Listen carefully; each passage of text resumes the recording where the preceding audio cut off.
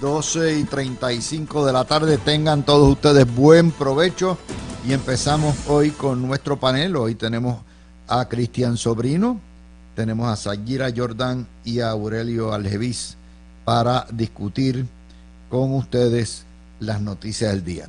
Cristian, buenas tardes. Como tú eres siempre el primero que sale, vamos a hablar un poquitito de esta demanda que ha radicado el Fondo de Pensiones de Amgen, con base en Detroit, el Fondo de Pensiones, en la Corte Federal de Manhattan, por alegadamente la empresa ocultarle a sus accionistas e inversionistas, y los retirados tienen, los jubilados, tienen inversiones, que tiene una deuda de más de 10.700 millones con el sistema de rentas internas del Servicio de Rentas Internas, o sea, Hacienda Federal, por evasión y multas.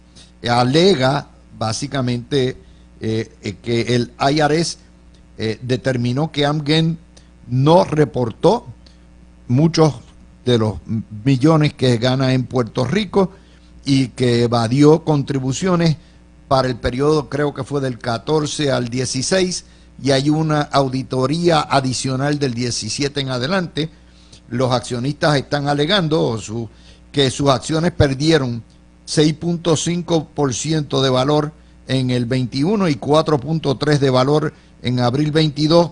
Estos son los líos. Por cierto, Amgen es una compañía de California que opera en Puerto Rico como foránea y es probablemente la farmacéutica más grande, no sé, una de las más grandes que hay, y utiliza los subterfugios de producir en Puerto Rico para poder evadir contribuciones federales. Ese es el famoso paraíso fiscal. La prensa, por supuesto, no lo ha cubierto. Cristian. Bueno, saludos Luis, saludos a Zaira y a Aurelio, a todo el mundo en la audiencia. Yo estoy un poquito limitado de lo que puedo decir de este caso, porque aunque yo no soy abogado de Amgen, yo hace unos años, muchos años, fui parte de un bufete que sí era abogado de Amgen, y yo, como tomo mis deberes éticos bastante en serio, pues que estoy un poquito limitado en tiempo en cuanto a los detalles, pero para que entiendan. Pero en términos legales, eso, por eso voy, ¿eres abogado? Para que la audiencia entienda bien qué es lo que está ocurriendo. Muchas de estas compañías que son públicas, que cotizan sus acciones en el mercado de valores, los accionistas como tal muchas veces son fondos de pensiones, como el que citaste en este caso. Y entonces lo que ellos están en esencia alegando es que cuando Amgen alegadamente entra en conocimiento del asunto de que el Departamento del Tesoro, el IRS, iba a estar impugnando o cuestionando la localización de cierta actividad económica de la compañía en Puerto Rico, ellos están alegando que eso activaba una necesidad en Amgen de notificarle al público y a sus inversionistas o accionistas para que ellos tomaran la acción correspondiente. Así que lo que indican es que ellos están alegando que eso no se les comunicó según requieren unas leyes de valores tanto a nivel federal como estatal. Si en efecto eso fue así o no, pues eso tendrán que ellos dilucidarlo en el caso, pero eso es lo que se conoce como una acción derivativa, donde los accionistas están llevando a cabo una acción que tiene que ver con la gerencia de la compañía como tal. Bueno, eso es parte de las contradicciones del paraíso fiscal. Estamos hablando de 10.700 millones. Para que ustedes tengan una idea de lo que son 10.700 millones, eso es prácticamente la totalidad de los fondos que recibe Hacienda por contribuciones durante un año de todo tipo. Para que sepan, el presupuesto criollo boricua, no el consolidado, sino criollo. Aurelio, ¿estás por ahí? Eso es así, Luis. Muchos saludos. Buenas tardes para ti, para Cristian, para Zaguira y todo el público que nos sintoniza. Estamos listos hoy, que hay juego del World Baseball Classic y el equipo de Puerto Rico está disputándose hoy, así que estamos bien contentos de que sea viernes y que vamos a estar viendo y disfrutando con nuestra gente de este evento.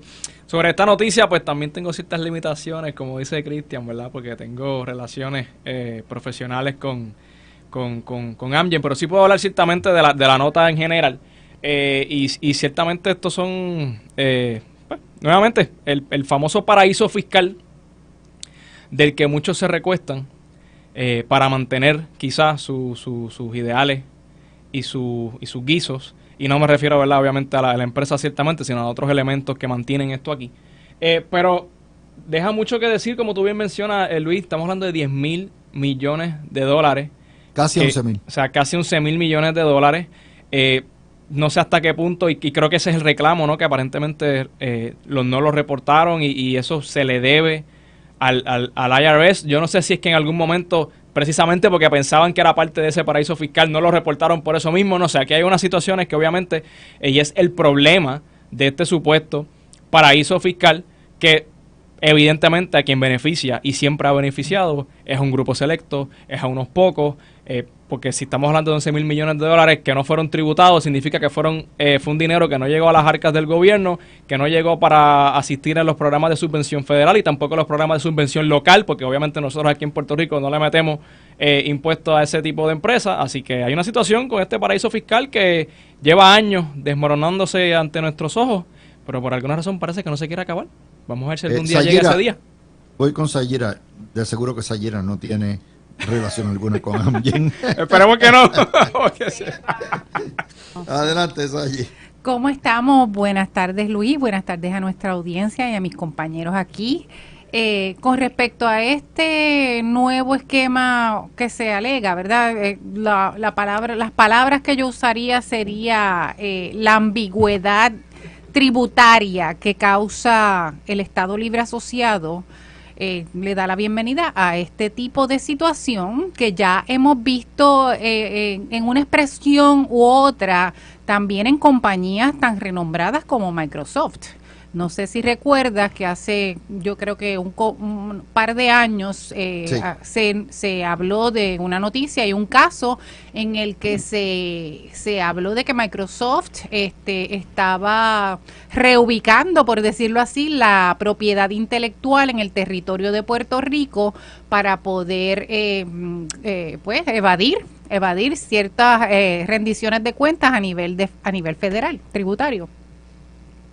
Lo que la historia detrás de esto es, imagínense todas esas compañías que tienen y que operan bajo la ficción de que son foráneas o bajo la ficción de que crean muchos empleos sin analizar lo que es el retorno de inversión, que es lo que debe ser el criterio para legislar una exención contributiva permanente federal y para legislar los incentivos de Puerto Rico.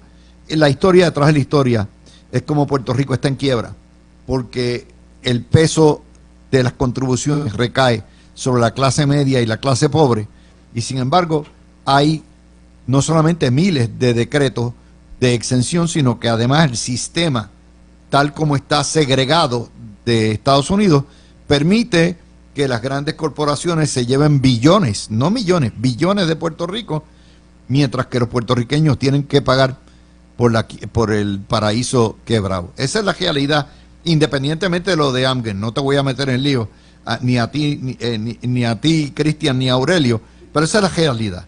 Mira, Dávila, lo que también hay que reconocer es esta estrategia de paraíso fiscal con la que se ha utilizado en Puerto Rico. Primero, no llegó en el 1952 con el ELA.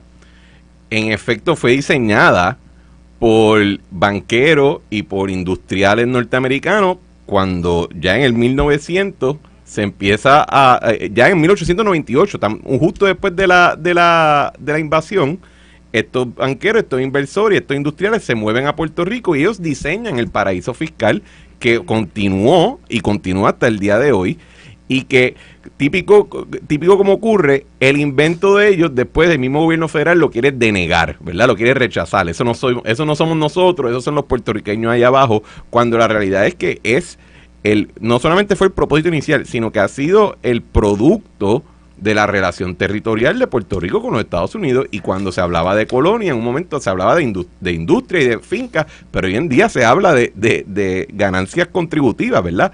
Así que hasta cierto punto también hay que reconocer que si el gobierno federal no quiere que esto ocurra, pues es el gobierno federal el que activamente tiene que tomar carta en el asunto y no hacerlo surrepticiamente a través de demanditas aquí o comunicados escondidos en las páginas del IRS. Tiene que enfrentar el asunto de cabeza. No puede hacerlo con los pies de atrás.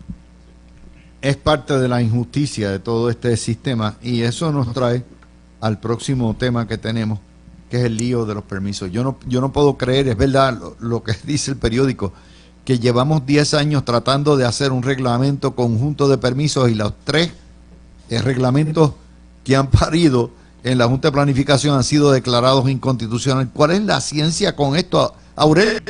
¿Cómo es posible que un reglamento no lo puedan hacer como Dios mande?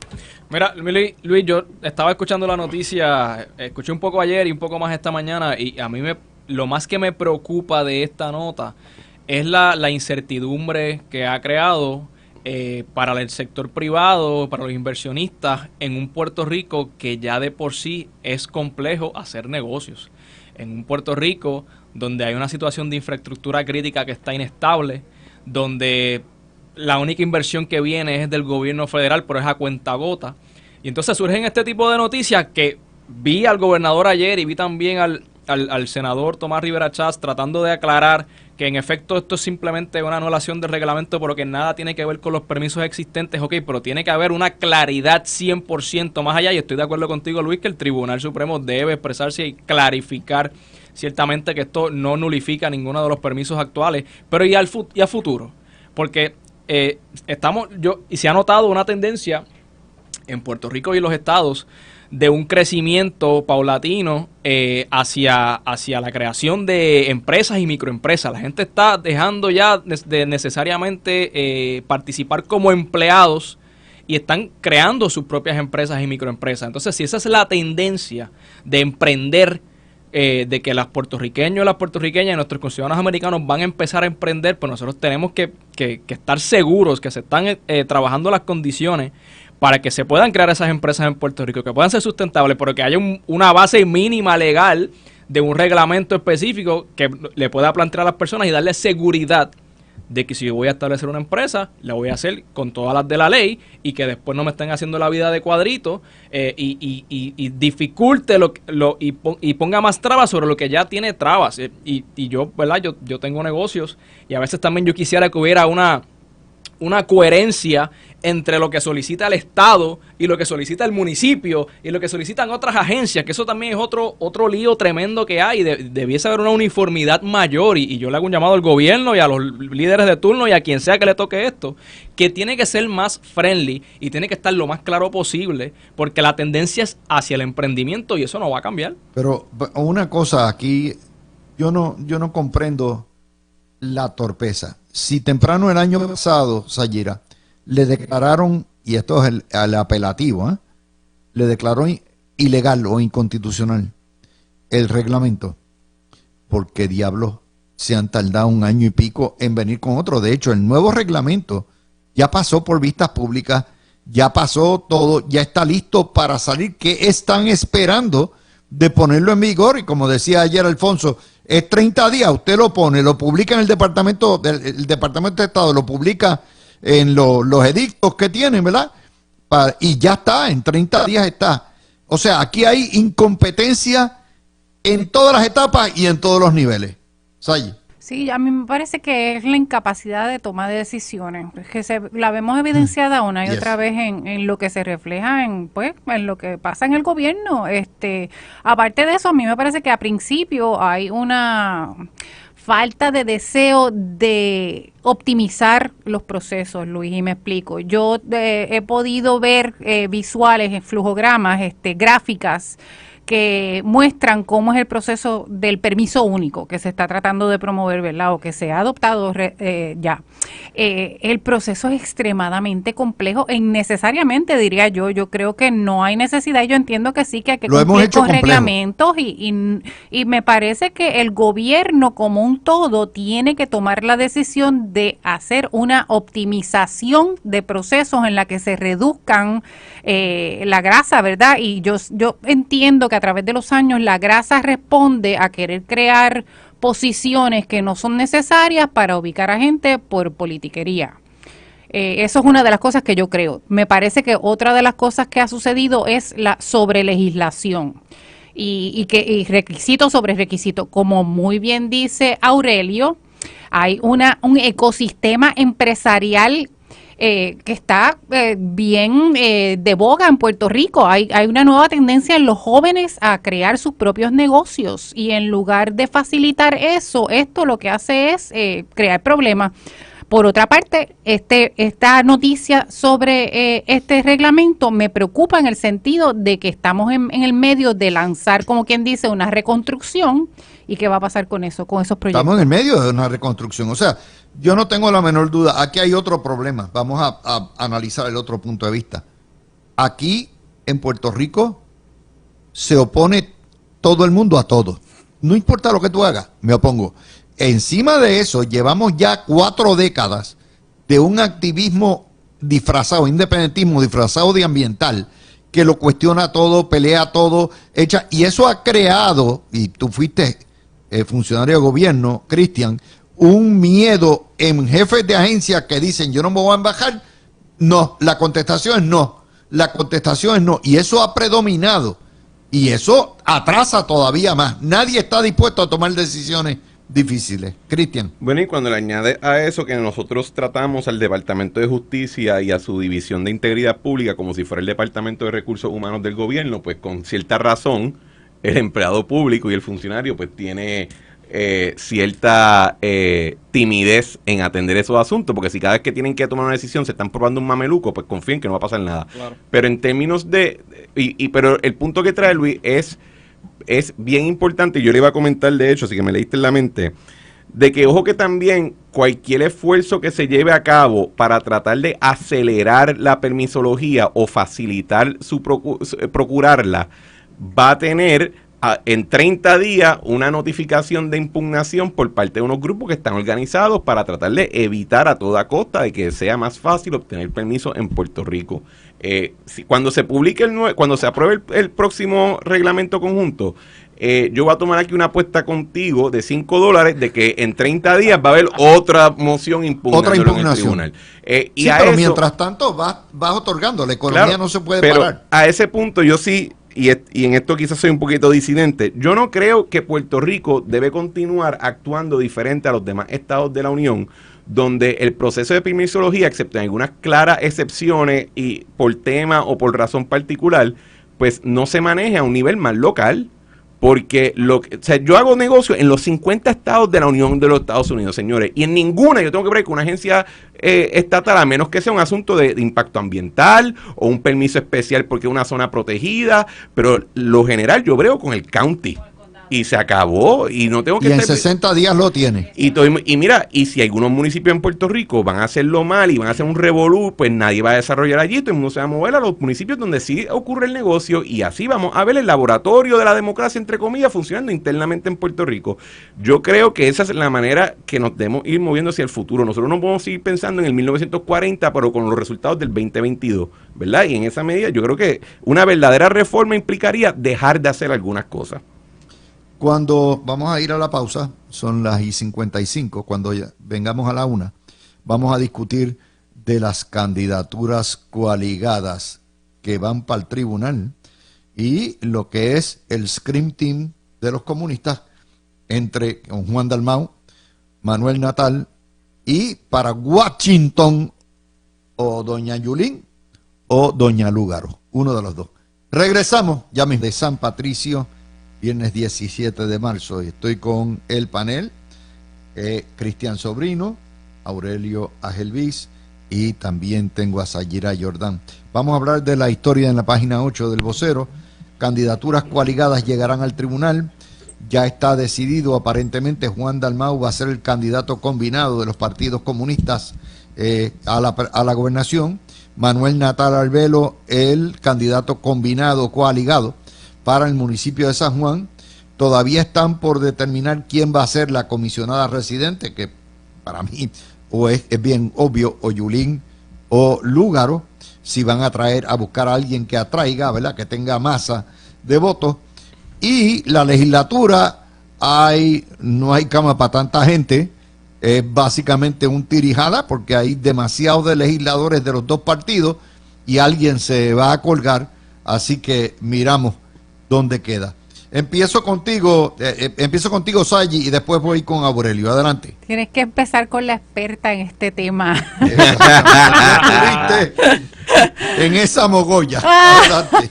Tú saliste de las Mira, entrañas cuando de tú esa dices mogolla. a quién van a sacrificar, me imagino que van a tener que sacrificar a José Bernardo porque él es el único estadista, Sí, supuestamente. Pobrecito. La candidata a la comisaría no creo que va a ser, yo creo que va a ser Carmen Yulín, no creo que va a ser Lugaro después de irse a Foundation, la gente de Victoria Ciudadana entró en, olvídate, tú sabes cómo son ellos, major drama. Pero a mí me sorprende, debería decir, que Victoria Ciudadana haya accedido a esta arreglo porque Dalmau se pronunció ya candidato a través de la columna que él tenía, que le cancelaron ya, creo que era en primera hora. Y entonces él básicamente lo declaró, o sea, lo dictaminó que él iba a ser el candidato a la gobernación.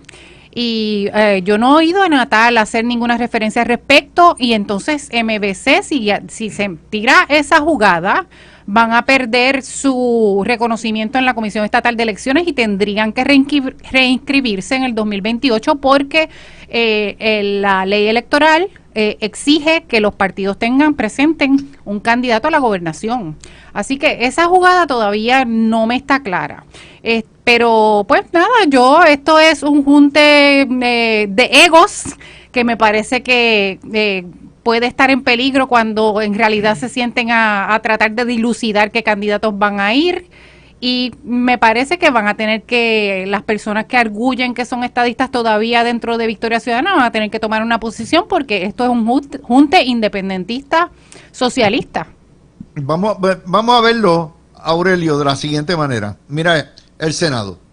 No hay cama para tanta gente. Hay 5 senadores independentistas. Joan Rodríguez Bebe, que corre por los indignos. Tiene a el doctor Bernabe. Tienes a la licenciada Lacén. Son 3, ya tienes ahí 3 automáticamente. Tienes a María de Lourdes. Y cuando tú vienes a ver Zaragoza, porque Zaragoza es independentista, así que tienes 5 candidatos. Por eso es que no pueden hacer una coaligada. Tienen que, cuando lleguen las aguas a su nivel, los comunistas van a tener un problema tanto ahí como en la Cámara. En la Cámara está José Bernardo, pero también tendría que competir con el candidato del PIB. O sea, esto es un lío del cará. ¿Qué tú crees? Sí, y yo estoy completamente de acuerdo con lo que plantea Sayira. O sea, esto es una guerra de egos. Y como bien dice Luis, no hay cama para tanta gente y los egos no los van a dejar. O sea, y me parece... Perdóname, se me quedaba en el Senado a Vargas Vidó, que también es independentista. Exactamente. O sea, yo creo que Son al final del día no van a poder porque los egos no los van a dejar. Sayira mencionó que ya Juan Dalmau se pronunció como candidato a la gobernación y él dijo que va a ser el candidato a la gobernación del PIB. O sea que Victoria Ciudadana se estaría desprendiendo por completo de su franquicia. Y si ese es en efecto lo que ellos están buscando hacer, pues Natal salió más iluso de lo que yo pensaba. Porque yo sabía que el chamaquito era iluso, pero es que si este es el gran arreglo, saliste trasquilado, hermano. Le está entregando Victoria Ciudadana al PIB. Completamente se lo están entregando. ¿Y a cambio de qué? A cambio de nada. A cambio de nada. Entonces, veo la nota recoge las expresiones del comisionado electoral del PIB, que él dice que ellos tienen 3 vías principales. La judicial, que es obviamente ir a los tribunales a ver si el tribunal elimina esa partida de la ley electoral, que yo no creo que vaya a suceder porque los tribunales no están aquí para legislar. Lo segundo es la vía legislativa, que tampoco tienen los votos para esa aprobación. Y tercero, buscar una vía creativa. O sea, que ya del saque nos están diciendo que ellos están ready para violar la ley electoral si no logran su cometido. Ese es este tipo de personas que con sus caras de lechuga están poniendo en blanco y negro: mira, si yo no logro mi cometido, voy a violar la ley, pero lo voy a hacer. Pase lo que pase y cueste lo que cueste. Y ese es el gran junte, como dice Tatito, el junte demoníaco, que nosotros, los que creemos en la ciudadanía americana y la unión permanente, tenemos que ponerle un pare ahora en el 2024, cueste lo que cueste, ahora digo yo. Eso. Porque esa gente no puede llegar. Ciertamente hay 2 maneras de hacerlo, Sobri. Lo van a hacer como quiera si ellos pactan. o logran que se declare inconstitucional la veda a las campañas coaligadas, que es una disposición del Código Penal, del Código Electoral, que te dice básicamente 2 partidos, tú no puedes tener 2 partidos separados guisando de la nómina pública con mismos candidatos, porque si no, guisarían el doble y estarían en desventaja los demás partidos. O, sencillamente, que los partidos se pongan de acuerdo, publiquen las planchas en los periódicos y la gente va y los busca directamente. Por ejemplo, si ellos van a nominar a Juan Dalmau para la gobernación, entonces no tiene victoria ciudadana. Pero entonces tienen que tener una ley, tienen que tener candidatos a gobernador. O sea, esto es un bollete, pero se puede hacer técnicamente sin necesidad de que se elimine la prohibición coaligada. Hay 20 maneras de pelarlo. Sobrino. Bueno, ¿por dónde empezamos a pelarlo? Yo, primero, si de verdad van a radicar un pleito, sea federal o estatal, pues le auguro un rápido y rotundo fracaso. Totalmente. Los estados, por ejemplo, tienen una diversidad espectacular de leyes electorales que rigen cómo los partidos en cada estado se organizan. Hay algunos que hasta permiten que un partido le alquile a otro partido su espacio en una papeleta, y de hecho se ha convertido en algunos estados en un gran negocio donde partidos puramente estatales le alquilan su papeleta, su espacio en la papeleta a los candidatos federales y todo. Pero en Puerto Rico similarmente es claro en la Constitución de que la manera que los partidos participan en las elecciones está sujeto a cómo legisle la legislatura según aprobado por el gobernador en ley. Y se acabó el tema. O sea, aquí nadie le está prohibiendo que se asocien, pero la manera que tú participas en la elección, la Constitución reconoce que eso lo determina la legislatura en su eterna sapiencia o falta de. Y así que ese caso está muerto. Segundo, si alguno de los partidos necesitan a alguien que corra simplemente para llenar espacio, yo estoy disponible. Para mí sería un gran acto de ironía y de humor negro que me satisfacería por tiempo inmemorial si yo puedo aparecer en esa oferta. No va a votar ni por mí, pero para mí sería un chiste tan espectacular y sería una nota al calce tan extraordinaria en la historia que yo estoy dispuesto a hacerlo. Y por último, ojo, no dejen afuera a una figura como Cox Salomar dentro de este junte, esta alianza, como le dicen. Si uno lee sus columnas recientes en El Nuevo Día y uno escucha sus expresiones en las presentaciones de sus libros recientes, él está enchulado con la alianza, le gusta la alianza, todo lo que están proponiendo, y quizás puede ser un candidato dentro de ese mejunje espectacular pro-independentista. El problema con eso es, nuevamente, que el Partido Popular ha girado a competir con el independentismo. Sí. Lo quieran o no lo quieran. Hace tiempo. En ese contexto, si tú no incluyes en la mogolla al Partido Popular, te liquidaste. Uh-huh. Te liquidaste. Necesitas tener populares en la mogolla para que funcione, para que rompa más allá del 20% de independentistas que pueda haber en Puerto Rico. Luis, definitivamente. Sayi, dime. Hubo ese esfuerzo, porque cuando me tiraron a mí en la candidatura a la comisaría, circularon mensajes internos en el MBC para que votaran por Aníbal. Así que eso ya es algo que se está cocinando también, y quizás ese es el golpe que ellos esperan dar, anunciar esas alianzas con Aníbal específicamente, y no sé con quién más, bueno, con Carmen Yulín, que le están sustrayendo a esa gente del Partido Popular. Definitivamente. Yo le añadiría, Luis, brevemente, y quiero hacer hincapié sobre esto. O sea, este junte y el liderato de este junte ha puesto en blanco y negro aquí, sin ningún tipo de temor alguno, que ellos están dispuestos a que si no logran su cometido por la vía judicial o legislativa, que no lo van a lograr, ellos van a hacer lo que tengan que hacer de manera creativa porque se concrete ese junte que ellos quieren. O sea, ellos van a violar la ley electoral si no logran lo que ellos quieren, porque ellos pretenden, mediante la fuerza y mediante treta y engaño, conseguir lo que con votos no pueden conseguir. Y ese es el mensaje más importante para mí. Y si el Partido Popular, el Senado y Cámara Popular se prestan para enmendar el Código Electoral para que se pueda concretar este junte, ese va a ser el último clavo en el ataúd del Partido Popular. Así que cuidado con los que se presten con reírle las gracias a esta mogolla y a este junte, porque puede ser su punto final en la historia política puertorriqueña. Es así, pero para mí es fascinante. Obviamente lo van a llevar. ¿Saben por qué? Nada más que el mero hecho de llevar el pleito les da publicidad a la mogolla. Claro, y esa es la intención. Van a estar meses y meses y meses y eso va a ser... Ahora, si les va a funcionar, debieran tener la plancha temprano, ¿verdad? No ya sé la tienen, estoy segura que ya la tienen. Luis, y cuando pierdan el caso van a decir que esa pérdida se debe al bipartidismo corrupto, que tienen que detener, etcétera, etcétera. Pero yo quisiera dar una última sugerencia. Yo pienso que de verdad tienen que incluir a Carmen Yulín. Ella me hace falta. Yo necesito de nuevo escucharla activa en los medios. Yo creo que hemos sufrido horriblemente, no necesariamente que la perdimos de alcaldesa, pero ciertamente desde que la escuchamos todas las cosas que ella dice, estamos sufriendo por falta de entretenimiento. Bueno, ese es uno de los temas que tenemos políticos hoy. Vamos al otro. El Victoria Ciudadana endosó entusiastamente a la confirmación de la nominada a la Procuraduría Vilmarí Rivera Sierra como Procuradora de la Mujer. Es obvio que no va a contar con los votos del PNP porque sería entregarle a un independentista el voto, lo que es un puesto de 10 años.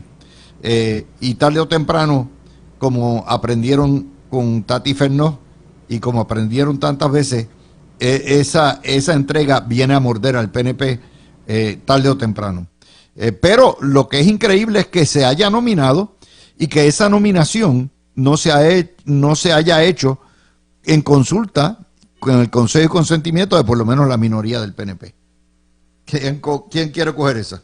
Mira, Luis, a mí me encantaría, tengo que saltar en esta porque los asuntos de la mujer y yo que trabajo con el tema de violencia doméstica me atañen directamente, evidentemente.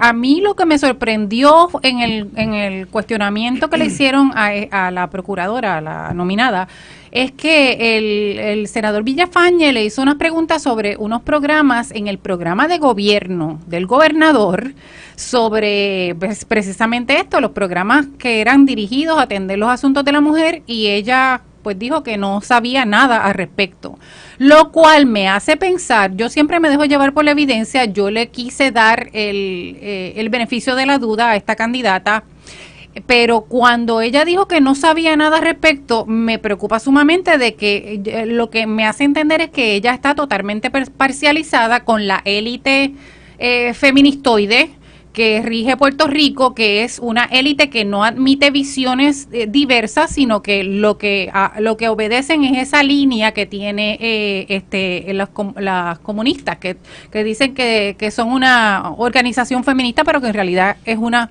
organización comunista.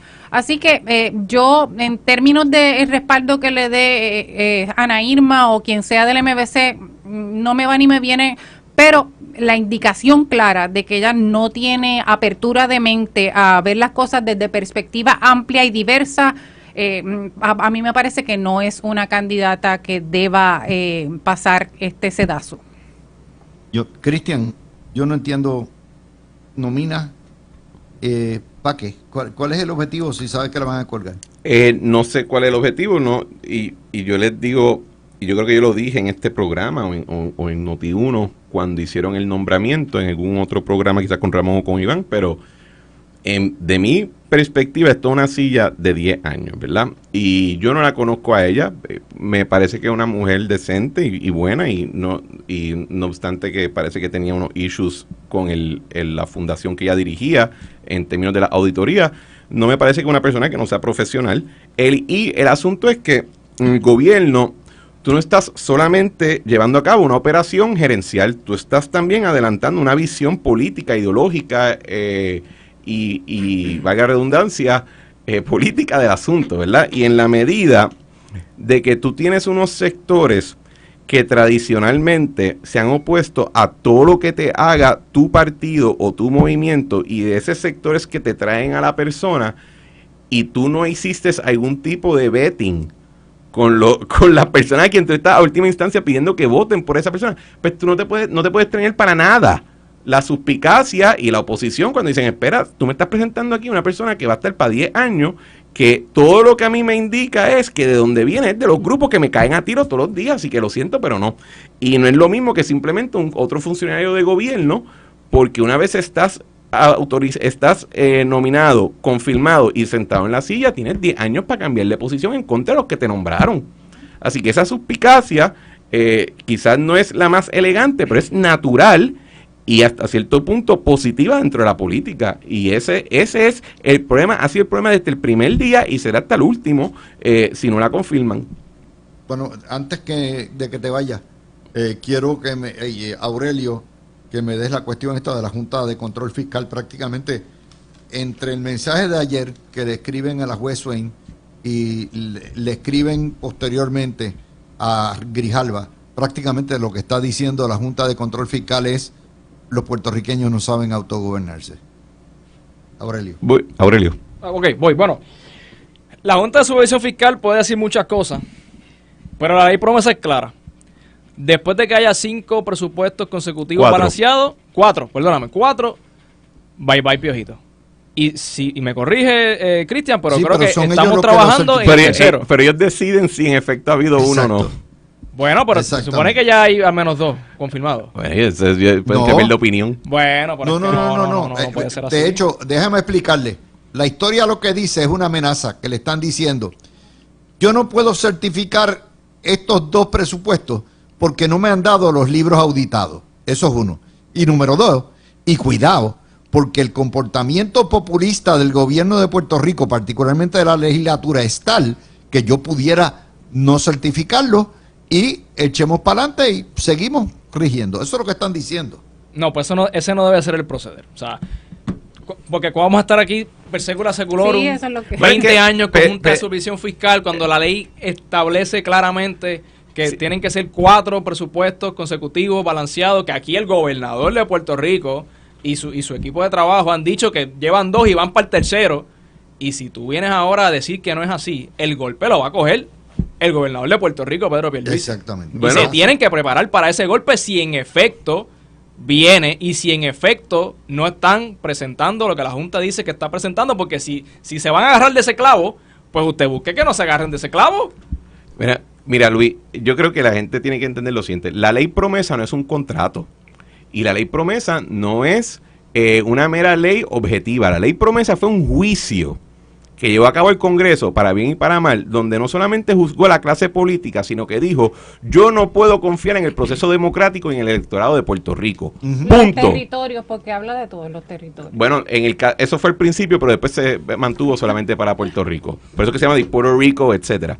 Pero ese juicio lo que implica es que puede haber una regla, pero esas reglas funcionan como guías a la misma Junta, porque es la Junta la que determina cuándo se cumplió su misión y cuándo no. Entonces siempre ha habido el peligro genuino de que se entronice esta entidad como una burocracia permanente. Y nada ayuda más a que se entronicen en una burocracia permanente que un proceso legislativo que, para estar bien claro, no es lo mismo que pasó cuando estaba Ricardo, Tommy y Johnny. Lo que ha habido desde el 2021 para acá ha sido una legislatura que legisla para el comunicado de prensa y a Dios que reparta suerte después. Claro, y ese resultado es lo que le da a ellos las balas y los argumentos para ir a Raimundo y todo el mundo gritando en inglés: chicos, no puedes dejarme ir porque de lo contrario los indígenas van a volverse a pegar un tiro en el pie. Y si nosotros no... Y una cosa es que tú pelees contra lo que es claramente una imposición imperial y unas acciones de mala fe, pero se hace bien difícil discutirlo y pelearlo cuando lo primero que tú tienes es una hoja del largo de 1 milla de evidencia de que nuestra propia legislatura se ha decidido legislar a Dios que reparta suerte después del comunicado de prensa. Es así, pero obviamente todas las noticias apuntan a lo que es la incapacidad de los puertorriqueños para gobernarnos, que es claro, está ahí, y número 2, la tendencia esta socialista de gastar como si la chequera no tuviera límite y de gastar el dinero del contribuyente para dar bonos, hacer esto, porque no es el dinero de los legisladores. Eso es parte del problema socialista, de mentalidad socialista que tiene nuestra sociedad. Y todos los partidos en ese contexto son populistas y socialistas. Say, ¿quién le toca? ¿Aurelio? Sí, o Yo creo Ok. que en vez de socialistas son conveniencieros. Los populares que están legislando irresponsablemente y como consecuencia de eso estamos teniendo básicamente una eternalización del Estado Libre Asociado y la colonia, porque incluso peor, porque tenemos el layer ahora, esa capa de burocracia que representa la Junta, ¿verdad? Desgraciadamente, pues no ha habido una corrección de curso en términos de que los candidatos o las personas que han salido electas ahora al 2020, que están ahora mismo en la legislatura, hayan actuado de manera responsable con respecto a los fondos, y mientras no haya ese compromiso de actuar en beneficio de Puerto Rico, independientemente del propio beneficio del partido político o del candidato político, nunca vamos entonces a tener otra cosa que no sea la Junta. Es que ese es el ELA desarrollado. El ELA desarrollado es promesa. Eso es lo que ha habido. O sea, terminamos donde empezamos. Oh my La gente God, no se da esa es cuenta la de eso. realidad. Esa es la realidad. El ELA desarrolló en una dictadura. Se convirtió en una dictadura. La gran ironía es que la ley Jones, después de la enmienda del gobernador electo, era más democrática que el ELA con promesa. Sí, eso Exactamente. es así. Esa es Eso es la gran ironía. La gran ironía. Eso es así. Y yo estoy de acuerdo con lo que plantea Cristian de que tenemos una legislatura populista. Una legislatura que como mínimo cree en el Estado Libre Asociado como Estado, nos quiere mover fuera de lo que tenemos. Pero eso es responsabilidad de nosotros. Y nosotros podemos seguir eligiendo a esa gente Eso es así. o sacarlos en las elecciones. Eso. Pero nosotros no decidimos quién está en esa junta. Y mientras esa sea la realidad, se tiene que combatir con todos los Mira, recursos porque es yo- una junta antidemocrática que no tiene por qué estar ahí. Pero Yo te no voy, creo- no, pero voy a hacer una diferencia. Tú puedes tener una legislatura populista, pero hay populismo y hay loquera, ¿verdad? Porque el populista o es populista en sus tácticas de expresión y de comunicación o es populista en los proyectos que decide apoyar con los recursos limitados que tiene toda jurisdicción. Otra cosa es loquera. Cuando tú decides legislar cosas Halloween que te vivir, consta que que no tú tienes no chavo, tienes los recursos no para tienes hacer, chavo. pero tú entiendes que pues alguien va a resolverme el problema. Ve, eso es una locura. Eso no es populismo. Eso es estar enajenado, ¿verdad? O ser un pleno irresponsable. También, Pero muchísimo. esa es la gran diferencia, ¿verdad? Populismo ha habido en Puerto Rico por 100 años y quizás por 100 años más. Pero esto es una loquera. Y esa hay que hacer la diferencia. Bueno, la cuestión es que todos los indicadores, desde lo que es la falta o la incapacidad de reglamentar, la incapacidad de hacer presupuestos que están cuadrados, la incapacidad de meterle mano a las galleras, ¿ok?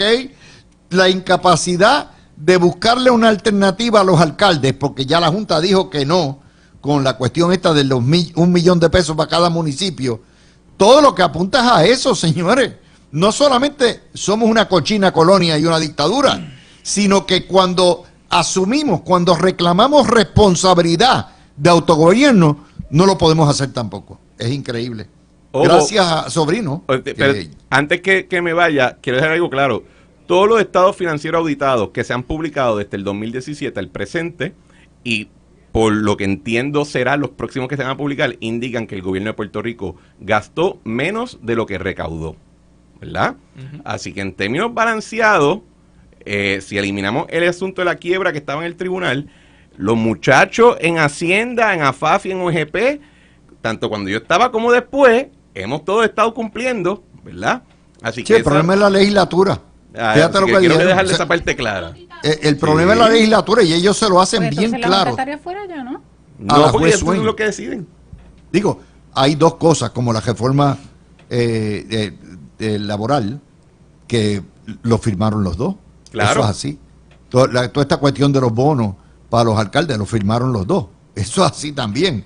Y por Pero- eso, Luis, yo digo que Aurelio dijo que en las elecciones hay que tomar decisiones sabias. Yo creo que no podemos esperar a las elecciones. Hay que elegir buenos candidatos en las primarias para También. que... Pero eso falta todavía un año y pico. Sí. Vamos a hacer la pausa cuando vengamos. Ustedes ya en la parte final de la jornada semanal de La Mirilla. Como siempre hacemos, este es el único programa que me da una retrospectiva a los eventos de la semana y le pone a ustedes ¿verdad?, la noción de lo que ocurrió. Estas son las noticias del sábado 11 al viernes 17 de marzo del 23. Esta semana el desempleo bajó a su nivel histórico más bajo, 6%.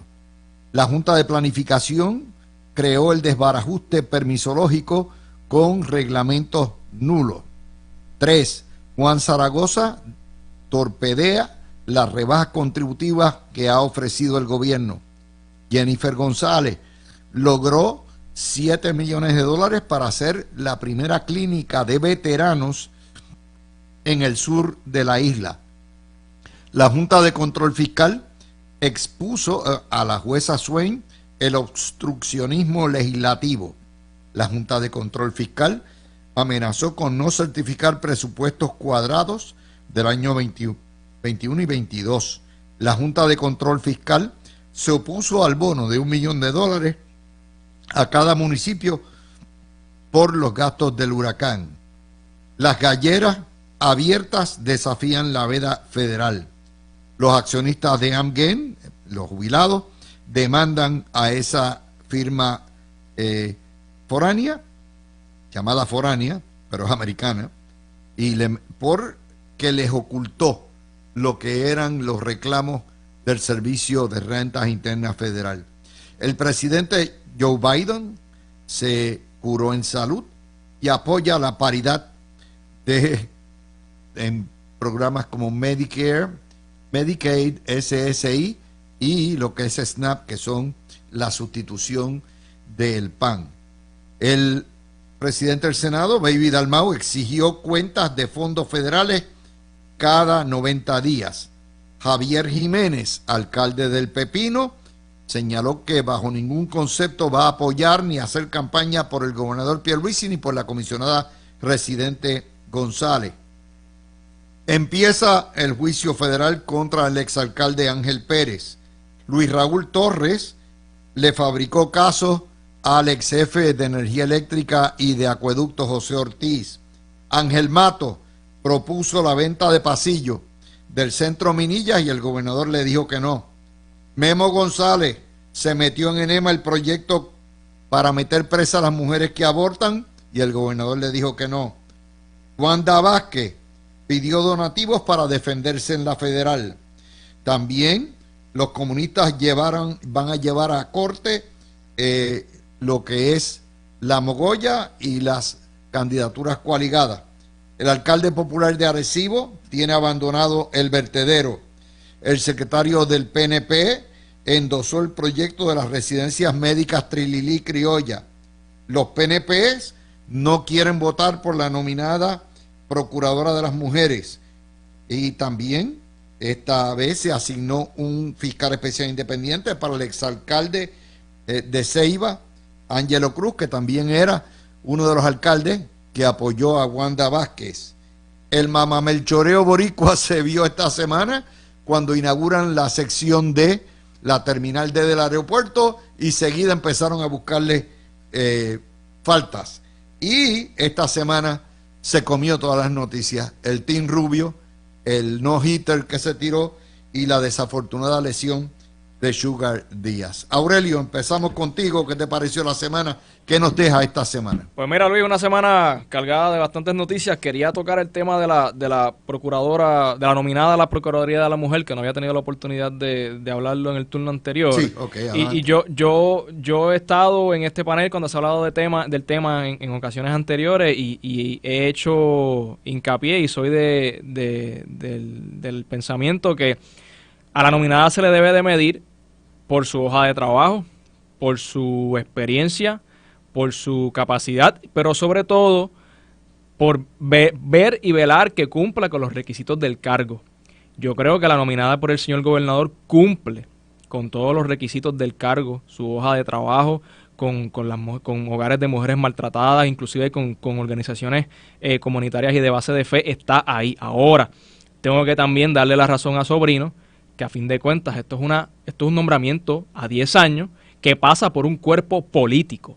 Y si el gobernador no hizo el trabajo de velar porque su nominada tuviese los votos de su delegación, es más, no tienen que ser los 8, pero por lo menos 2 votos, de los votos más liberales que puede tener esa delegación, que pudiesen ser Carmelo Ríos y William Villafañe.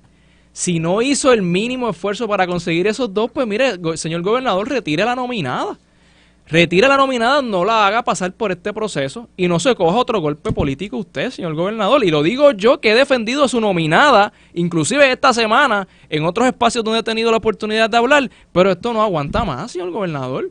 Lo otro que quería tocar era el tema de la propuesta, entre comillas, del presidente del Senado, José Luis Dalmau, de crear una agencia para fiscalizar los fondos federales. O sea, este es la isla de la burocracia eterna. Una agencia para velar a la agencia que está encargada de recibir fondos de la agencia. O sea, esto es obviamente una movida politiquera de José Luis Dalmau, que sabemos que, como ya no puede ser presidente del Partido Popular porque no tiene los votos internamente para seguir siendo presidente y está mirando otras aspiraciones, pues quiere comenzar a generar titulares y empezar a sonar, pero es ilógico el tú crear una agencia para fiscalizar lo que está fiscalizado y sobrefiscalizado ya inclusive hasta por el gobierno federal. Y inclusive la Asamblea Legislativa tiene el poder y la facultad de investigar lo que quiera, y si quiere puede citar a sesiones de interpelación a estos jefes de agencia para que rindan cuentas. Pero crear una estructura burocrática completa y asignarle fondos a esa agencia para empezar a carpetear a otras agencias, pues eso es una movida politiquera inconsecuente. Bueno, Sayira, la semana en perspectiva. En respuesta a lo que tú estás comentando, la última noticia con respecto a lo que Dalmau pretende, yo le dije, mira, ¿por qué no miras al dashboard de Cortrea? Ahí está todo, ahí está todo. Público. Manda a tus ayudantes a que busquen la información que necesitas de ahí. Está todo con respecto a los proyectos de reconstrucción. Mira, Luis, a mí yo me revierto al tema del que dicen que yo estoy obsesionada, que es la estadidad. Y desde esa perspectiva puedo mirar, número uno, a la noticia de que el presidente Biden de boca dice una cosa y con la acción hace otra, porque él dice que respalda la equidad, la igualdad en los fondos del SSI, sin embargo, instruye a su Departamento de Justicia a que la impugne en el Tribunal Supremo, que fue lo que vimos, está evidenciado y eso está en récord. Así que con la boca es un mamey, diría yo. Por otra parte, tenemos a un senador que es incluso el secretario del Partido Nuevo Progresista, cuyo emblema o cuyo norte es la estadidad, apoyando legislación que va contraria a ese propósito, ¿verdad? Entonces, yo he dicho en reiteradas oportunidades que le propuse al Partido Nuevo Progresista extraoficialmente que le rindieran o le exigieran a todos sus oficiales electos bajo el Partido Nuevo Progresista que rindan cuentas sobre la estadidad. Se lo pidieron a los delegados, que se lo pidan a cada una de las personas electas bajo el Partido Nuevo Progresista. ¿Por qué? Porque el gran diferenciador de cualquier candidato en el Partido Nuevo Progresista y del partido mismo es precisamente la estadidad. Si lo que queremos son administradores de la colonia, para eso ya tenemos a todos los otros partidos. Y entonces, en ese sentido, me parece importante recalcar eso. Déjenme traerles algo que yo creo que ha sido esta semana. Obviamente, esta semana estuvo aparentemente floja en noticias y no lo estuvo. Yo creo que la noticia de la semana es el desempleo récord. Yo recuerdo en la época de los 20, la frustración, de los 80, de tener que enfrentar un desempleo de doble dígito, casi 20%, 15%, con una tasa de participación ínfima de 39, 41%. Esta es la época, ¿verdad?, que yo he visto en mi vida, que más empleo hay en Puerto Rico y que menos desempleo. Obviamente con mejores pagas, no es una panacea, pero sin embargo los medios no le dan suficiente atención a lo que es positivo. Les doy otro. La comisionada busca y logró $7 millones para el centro de los veteranos. Ustedes saben lo que han pasado los veteranos, la situación terrible que está el hospital de veteranos porque no atienden. En Puerto Rico hay decenas de miles de veteranos Bueno, pues para el sur, aunque sean unas clínicas ambulatorias, hay servicio a los veteranos. Eso es importante también, eso es bueno. Y lo único que quería tirarles a ustedes la cuestión de las galleras, porque esos son los pujos de República Bananera que hay en Puerto Rico y que tenemos, pero que plantean unas contradicciones muy grandes de parte de un partido, una administración que quiere ser estadista, pero tiene que ser estadista con la mancha de plátano y estadista con reglas que no aplican en la federación. Aurelio. Y yo creo que la situación de las galleras no se sostiene. No se sostiene. Podemos hablar de que ha sido un elemento cultural histórico por muchos años, de tiempos inmemorables en Puerto Rico. Algunos dirán que es una cuestión cultural importante. Yo no le veo lo cultural a echar dos gallos a matarse en un ring. No lo veo. Y ciertamente va más allá de eso. Sabemos que hay unas cuestiones económicas detrás e inclusive también unas cuestiones políticas, vamos a entrar a la cuestión nacional, cultural, ideológica y todo lo que eso conlleva. Yo estoy a favor de que se hagan cumplir las leyes, punto. Y yo creo, ¿verdad?, con el mayor de los respetos a las personas que por años han hecho de su vida, han hecho sus vidas echando dos gallos a matarse, que yo creo que es hora de reinventarse. Con el mayor de los respetos, mi gente, pero no se puede, o sea, no se puede seguir dándole largas y extendiendo lo que a todas luces en el pleno siglo XXI es un acto barbárico, honestamente. Sobre el tema, Luis, del desempleo, estoy totalmente de acuerdo contigo cuando planteas que en Puerto Rico ciertamente están pasando cosas positivas, hay noticias positivas, pero estamos sobresaturados de noticias y titulares negativos. Estaba hablando hace un rato, antes de entrar al programa, con unas amistades que venían del área oeste hacia San Juan a hacer unas gestiones y me dijeron que el cambio que vieron en San Juan es extraordinario. Las calles limpias, en buen estado, todo se veía organizado, que no habían visto San Juan tan lindo hace más de 2 años. Eso no es casualidad, ¿verdad? Ya Carmen Yulín no está en San Juan. Pero inmediatamente luego de eso me hizo el siguiente comentario. Me dice, caramba, Aurelio, es que estamos tan acostumbrados a ser pesimistas todo el tiempo que no vemos las cosas buenas cuando las tenemos de frente y rápido tenemos que virar la cara a ver lo que está mal.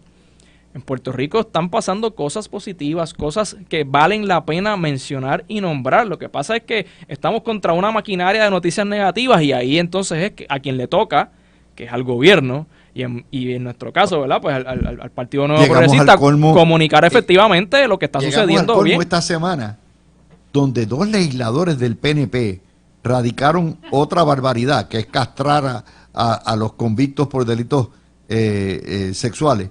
Y lo hacen porque se los pidió, se los ordenó, jugando pelota dura. O sea, yo nunca había visto que respondieran legisladores. Oye, lo que no hacen con sus electores del PNP, lo hacen con periodismo. Eso me pareció increíble, aparte de que mordieron el anzuelo completamente en un tema que sabemos que metieron la pata, pero ya tú habías retirado el proyecto y se acabó, entonces coges y le das vida. No, pero ese es uno de los proyectos, porque el proyecto del aborto, de meter presa a las mujeres, es una barbarie, pero esto es otro más, porque estamos hablando de capar a hombres, químicamente caparlo. Mordieron el anzuelo en el desespero del proyecto que sometieron, que tuvieron que retirar. Se vieron desesperados y en un intento quizá de reivindicarse, mordieron el anzuelo. Y creo que fue otro horror. Lo que te dice es cómo legislan normalmente, no toman en consideración como debería ser, que debería ser lo que se conoce como database decision making, todo basado en datos y en estudios y en consideraciones científicas y profundas, o sea, en un análisis certero y riguroso que no es a lo guipipío. Luis, a mí me gustaría cerrar con lo positivo y hablando también de lo cultural, ¿verdad?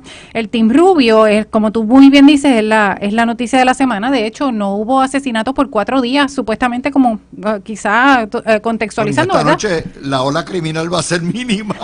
Amén por eso. Y entonces yo hice unas expresiones en Twitter con respecto a eso, porque me parece que esto es un tema que siempre ha sido capitalizado, sobre todo por el Partido Popular en el pasado y ahora por todos los partidos antiamericanos que tenemos, que son todos menos el PNP. Y yo digo, si me toca cambiar menos competencia, que sería lo que es un equipo local, por un futuro seguro y digno para todos los puertorriqueños, con oportunidades para los jóvenes, estabilidad y mejor calidad de vida, lo cambiaría. Y no quiere decir eso que la estadidad significa automáticamente que no tendríamos un equipo de Puerto Rico, aclaro, pero sí, lo que yo digo, yo como persona, habiendo sufrido las consecuencias de la colonia en carne propia, teniendo que haberme ido de Puerto Rico, por Puerto Rico no ser un estado, teniendo que separar a mi familia y tener 4 de mis hijos en estados, porque no hay unas oportunidades que les respondan a las necesidades de ellos aquí, prefiero rendir eso. Y yo soy la primera que le voy a hacer chijichija al Team Rubio. Oíste, Sayira, somos 6 millones. No meramente los 3 millones que viven en la isla. Hay otra nota que también quiero que me comenten, y es la cuestión de las galleras. O sea, no hay cosa más cruel que tú coger 2 gallos y que se embaraten a palo limpio, pero eso le llaman en Puerto Rico el deporte de los caballeros. ¿Qué carijo tiene de caballero el tú escuartizar un pollo? ¿Verdad? Pero están así. Y entonces se ha convertido para la prensa en un símbolo de resistencia nacional. Oye, lo que es la industria es 18 millones, es una porquería comparado con todo lo que hay, pero es la doble vara de un gobierno, que esto no es solamente Wanda Vázquez, esto es el PNP, ¿verdad? De desafiar una ley de protección de animales que a través de las leyes agrícolas aplica a Estados Unidos, y entonces aquí, y te los digo, las galleras van a durar hasta el día que se metan los federales en 3 o 4 y se lleven a 60 o 100 arrestados, y hasta ese día duran. Aurelio. Sí, no, estoy de acuerdo y lo mencioné ahorita, o sea, yo lo siento mucho, para mí no es cultura echar 2 gallos a matarse en un ring, o sea, y las personas que han vivido de eso toda su vida tienen que reinventarse, en pleno siglo XXI eso no se sostiene. Y ese discurso del nacionalismo como fácil, sin cuidado, yo digo que nos une a nosotros como puertorriqueños, nos une el amor por nuestra tierra, ¿verdad? Que no se malinterprete con no querer desarrollar a Puerto Rico para que la juventud y los niños tengan oportunidades. Yo creo que a veces se recurre ya por tradición, por la politiquería tradicional del Partido Popular y del Partido Independentista, a una identidad que en realidad no es tal. Que nosotros los puertorriqueños vamos a estar unidos de una u otra manera por ese amor que tenemos por Puerto Rico. Sí, pero 2 cosas sobre eso puedo mencionar. Tú estabas hablando ahorita, Sayira, del equipo de los nuestros. Los nuestros no son tan nuestros nada, porque están todos allá jugando en equipos de grandes ligas de Estados Unidos y viven allá. O sea, y sí, claro que nos unen unos lazos porque nacieron aquí, tienen familia aquí, pero los nuestros no son nuestros nada. No, realmente tomaron su decisión de salir de aquí porque no pueden estar aquí, porque no pueden crecer aquí, al igual que el resto de los 3 millones que también ya cruzaron el charco. Bueno, es que y yo quisiera que ustedes vieran las imágenes de los estadios en Miami, como está la bandera puertorriqueña, la bomba, la pena, los panderos, la alcapurria, la comida, la gente viviendo la cultura. Hay una falacia que sostiene todo eso, y es que los nuestros son ellos y ellos somos nosotros. Así es. Ese es el problema. Así es. O sea, que es lo que yo digo, es una falacia completamente. ¿Por qué? Porque la gente se va con la cuestión esta de las emociones y todo lo que da. Sí, bueno, gracias, Sayira. Hay bien rapidito, un sentido bien limitado de lo que es el puertorriqueño, porque yo tengo unos nietos que nacieron en Iowa y ellos se consideran puertorriqueños y no hablan español. Así que ser puertorriqueño es mucho más que eso. Así es. Gracias a Sayira, Jordán y Aurelio por estar conmigo y por el sobrino. Mis amigos, con eso terminamos la jornada del día y la jornada de la semana.